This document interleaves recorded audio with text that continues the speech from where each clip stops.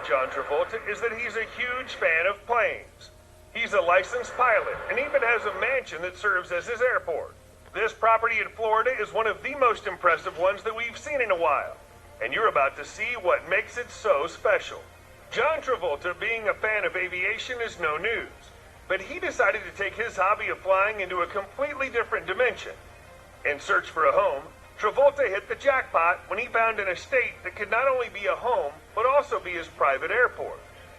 The property is located in the Jumbo Lair Aviation Estates in Florida, which is a residential air park. It stretches nearly 7,000 square feet and sits on about 9.5 acres, including the 7,500 square foot runway. Together with his late wife, Kelly Preston, they purchased the property for $3.5 million in 2001.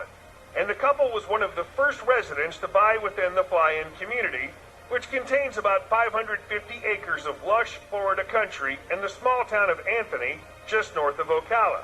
But the famous couple wasn't the only ones who were part of this estate.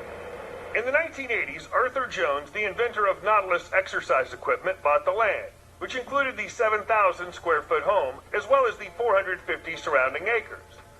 Since Jones already owned a charter Boeing 707, he decided to upgrade the property by adding a paved runway and also adding about 88,730 square feet of warehouse and a manufacturing complex. He also proceeded to upgrade the home by adding a 400-seater banquet hall and space for the refuge of the African wildlife, which included elephants, crocodiles, and a 600-pound gorilla named Mickey living inside the compound.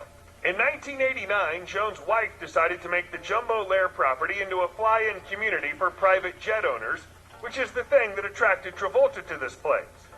The property was developed for 38 homes and a huge main runway. The entire runway cost about $6 million to build and is designed to fit a large Boeing 747, the one that Jones had at the time. The decision made it possible for Travolta to move here. But when he did, he went further into creating this show into his own personal airport mansion. When we say an airport mansion, that's exactly what we mean. And you might be confused about it, but let's make it a bit clearer. Travolta wanted to merge his home and his love for aircraft into one, and having access to a runway next to his house wasn't enough. After he bought the house, he went on to create 2 more runways that would allow aircraft to go directly to the main entrance of their house.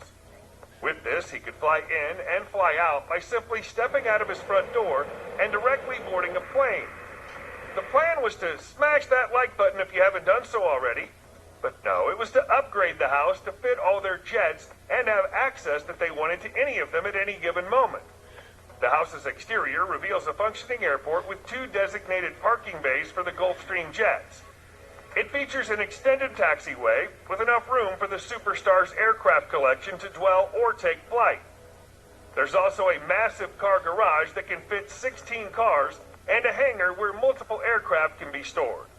Travolta has been a licensed pilot since he was 22, but his love for aviation began when he was only 5 years old. He'd always dreamt of owning a house and having planes in his front yard, so when he saw the opportunity, he took it and made his dreams come true. The outside of the house, on the other hand, is made from thick concrete, which almost gives off a corporate appearance. It's white with floor-to-ceiling windows, which are mostly found on the backside of the house. Combined with the extended runway that connects to his front door, the house is a dream come true for any aviation fan. His favorite part about the house, apart from the runway and aircraft, is the backside of the house. This place is filled with a pool and a hot tub, as well as a serene resort-like area with a slide and an open patio space. There's also a grown-up playroom, which could be seen as a cabana, equipped with a bar resembling a vintage airport lounge, and enough room to turn it into a dance floor. The designers of the mansion said that Travolta had a very clear image of how he wanted his mansion to look, and all they needed to do to implement his ideas into reality. The house has a vintage Thunderbird located on the front drive of their residence, which was designed by the architect of the mansion, Dana Smith.